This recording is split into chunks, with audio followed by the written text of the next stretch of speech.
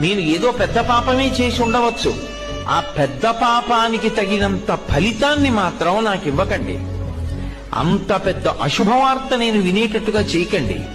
దానివల్ల నేను తల్లడిల్లిపోయేటట్టుగా నన్ను మార్చకండి. జీవితాంతం ఏడవలసినంత పెద్ద పెద్ద శిక్షలు నాకు వెయ్యకండి. మరి నీ పాపం ఎలా పోతుంది? నన్ను అనుగ్రహించండి.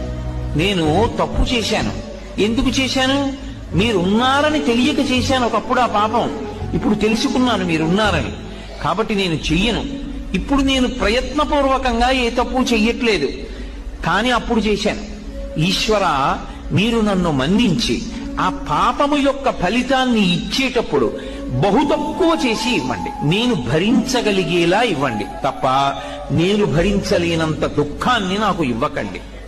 ఇది నోటితో అడగక్కర్లేదు. ఈశ్వరుణ్ణి ప్రార్థన చేస్తాడు. వాడొకడు ఉన్నాడన్న నమ్మకం